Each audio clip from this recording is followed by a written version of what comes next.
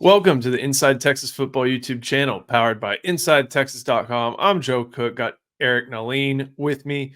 Make sure you like this video. We're going over some details from Texas' first padded practice, fully padded practice. So like this video, subscribe, help us get to 10,000 subscribers on this channel before the season starts. And of course, if you're on podcasts, go ahead and give us a 5-star rating and review. Make sure to head to Inside Texas. We're going to talk about some of the higher level details from the first day of full pads on Tuesday, but we have a much more detailed report over on InsideTexas.com. Sign up. It is worth it, especially as the season is right around the corner. Eric, we have some unfortunate news. We'll get to that a little bit later, but there are some positive developments from Texas practice. And, we always try to make sure we give our both our viewers and our readers the right level of expectations.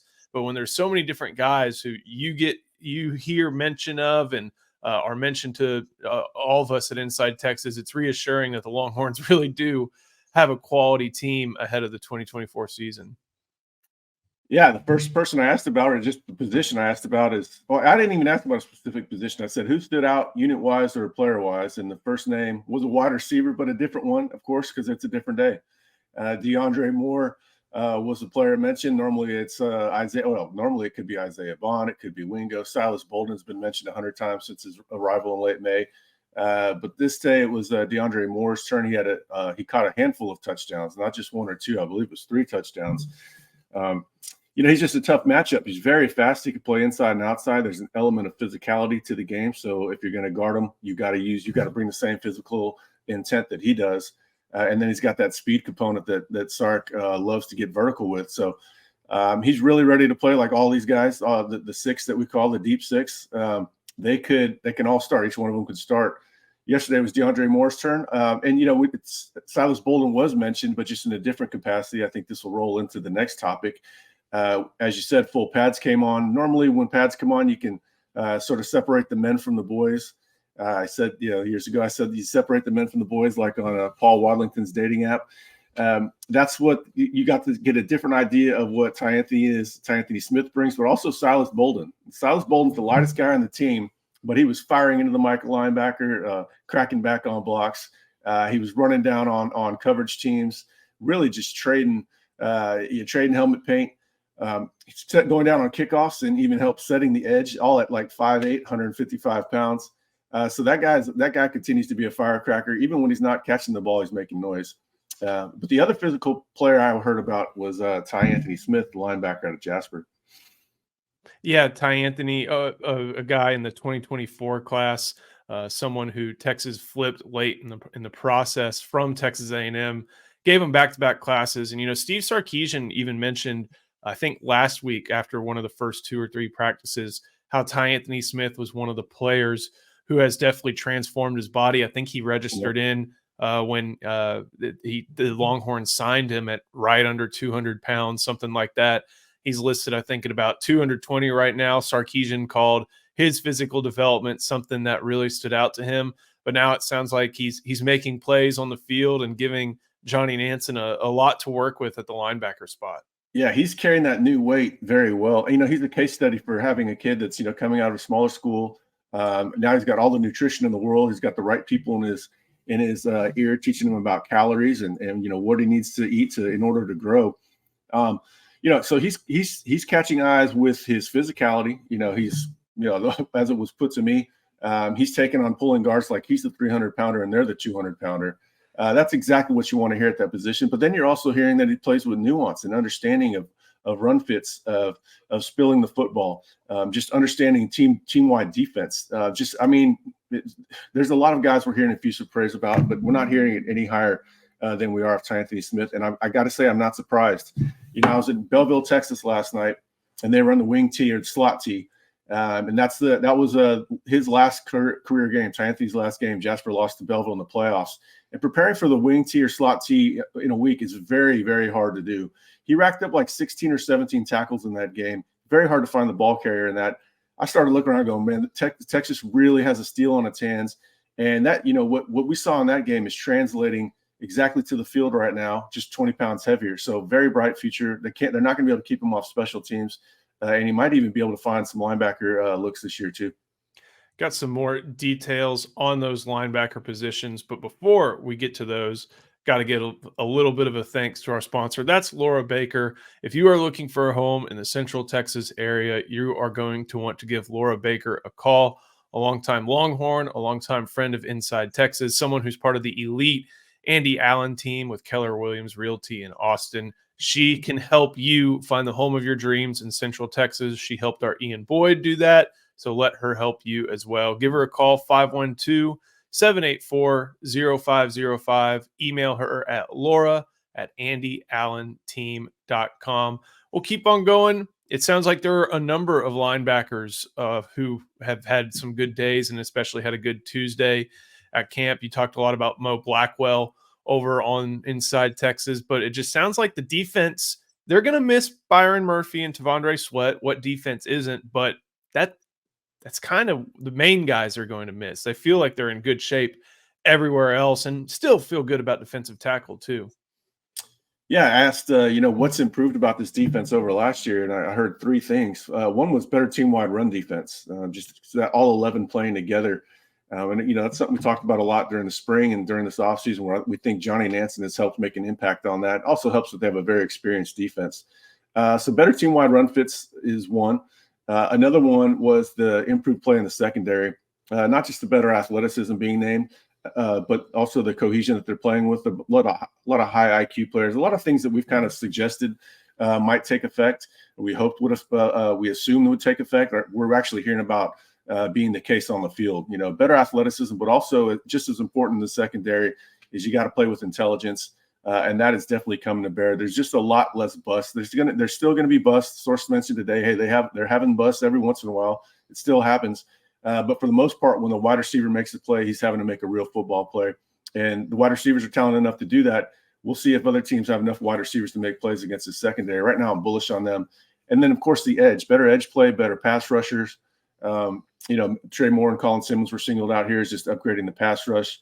But also Ethan Burke, I think, playing Jack is helping out a lot. And then Barron Sorrell is looking like he's going to have by far his best season. So edge play, better team run defense, and then improved athleticism and IQ in the secondary. I'll have this defense looking poised to be considerably better than last year. Barron Sorrell, someone just named to Bruce Feldman's Freaks list. And last year they had hard work, man. He's a testament to hard work. They had Byron Murphy on it last year. That was ahead of his great year. Hopefully it's another harbinger of a great year for Sorrell. Finally, kind of the lone piece of bad news we've gotten from camp, and that CJ Baxter was dinged up with a knee issue during the first fully padded practice on Tuesday. Obviously, this took place outside of the media viewing window. Reports leaked out last night, and you had a detailed update today over on Inside Texas about the latest and what to expect from the running back position as camp progresses. Well, I would say detailed on one side of it, not so detailed on the other. The injuries are always delicate. We'll let the school or player handle that one until, there's really no win in breaking that sort of thing. It's terrible. I don't, what I'm preparing our board for, and I guess now the viewers, is that, I think you do need to be ready to see a pretty good heavy dose of the true freshman running back. I don't expect CJ to be back anytime soon. So, with that in mind, after hearing that from sources, I wanted to get the latest intel on the running back. So there's still a lot of optimism in the running back room. A lot of that is around, obviously, Jaden Blue is a total stud. He's having the type of August you'd expect after the spring he had and after the glimpses we saw last season.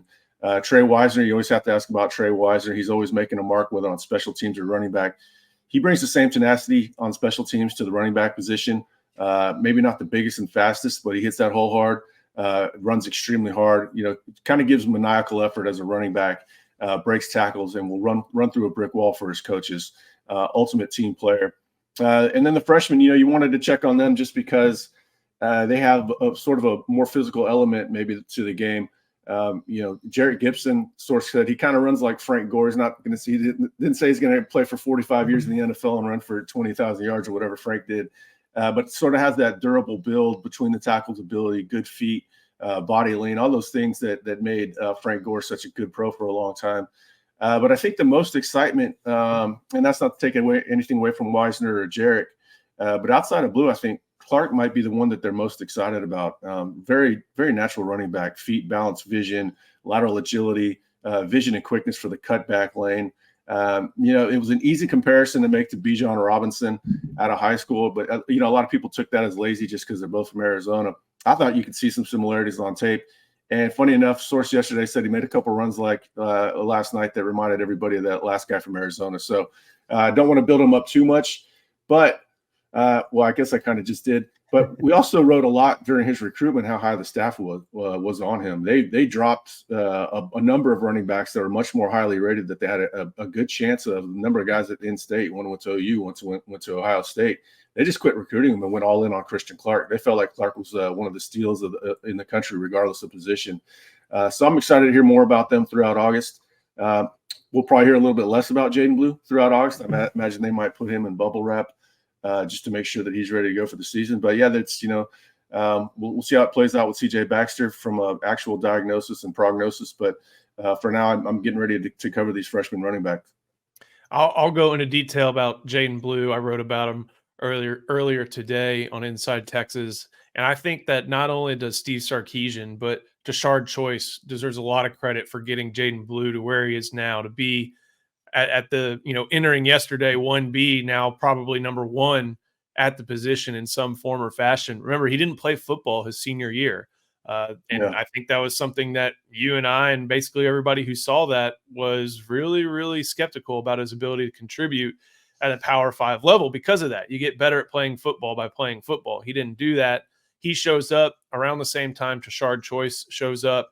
He's in Steve Sarkisian's offense. Obviously, he has Bijan and Roschon to look toward, but he has made a considerable amount of progress since that year, and now he's going to be one of the guys Texas trusts to really carry a lot of the offensive load. He did that a lot at the end of last year once Jonathan Brooks went down, so this isn't something terribly new for Jaden Blue, but I think it's worth noting how much Tashard Choice and Steve Sarkisian poured into Blue in order to get him to this point right now. We got a ton of stuff over on Inside Texas. Eric, anything else you wanted to add? Well, I was just going to say, and a lot of credit to Jaden too. He definitely had a very good support system with the players in the room ahead of him. We hoped that would actually be something that he would learn from. He's ready for prime time. Nationally, you should be buying stock in that guy without a doubt. You already should have before yesterday. But credit to him to rounding into form. He rounded into form the wrong way after he sat out that year. Remember, great. He showed up looking a little pudgy, which is hard to do for that guy. But if you've seen pictures of him, credit to Jaden Blue. Expect him to blow up. Going to be an exciting time to cover these freshmen. We'll see what they say about CJ Baxter. But there's a lot more to cover. Off day today. Practice tomorrow. Practice Friday. More of a walkthrough Friday, and then scrimmage on Saturday. Make sure you like this video, subscribe to the channel, help us get to 10,000 subscribers. Going to have a lot of great content, not just about team information, but recruiting in the coming weeks as 5-star August progresses for the Longhorns. Make sure you head to InsideTexas.com. Join today. You can get the best practice report and all the recruiting updates there. That's where we go to give the latest and greatest information. Thank you to our sponsor, Laura Baker. Eric, thank you. We'll see you next time on the Inside Texas Football YouTube channel, powered by InsideTexas.com.